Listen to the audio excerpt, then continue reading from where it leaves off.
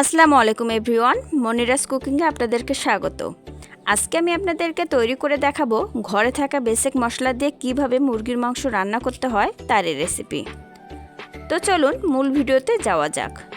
তো আমি এখানে নিয়েছি 2টো মুরগি, এগুলো আমি পরিষ্কার করে নিয়েছি। এখন চুলায় প্যান বসিয়ে তাতে দেব 1 কাপ রান্নার তেল, আর দিব 1 কাপ পেঁয়াজ কুচি। এখন অল্প আঁচে ভেজে নিব। যখন পেঁয়াজ ব্রাউন কালার হয়ে আসবে তখন অ্যাড করব 1 চামচ রসুন বাটা, 1 চামচ জিরা বাটা, 1 চামচ আদা বাটা।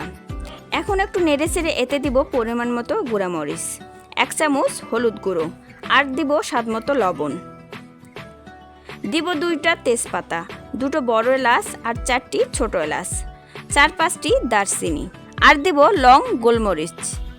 এখন সবগুলো উপকরণ ভালো করে নেড়ে চেড়ে এতে দিব 1 কাপ পানি দিয়ে একটু কষিয়ে নেব।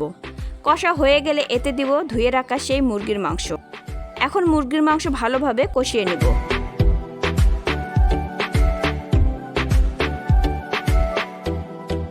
কষা হয়ে গেলে এতে দিব পরিমাণ মতো পানি দিয়ে ঢাকনা দিয়ে রেখে দিব কিছুক্ষণ পর ঢাকনা খুলে এতে দিব কয়েকটা কাঁচামরিচ, আবার ঢাকনা দিয়ে দিব।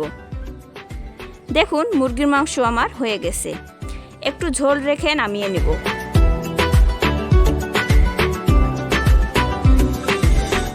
এখন গরম গরম পরিবেশন করব।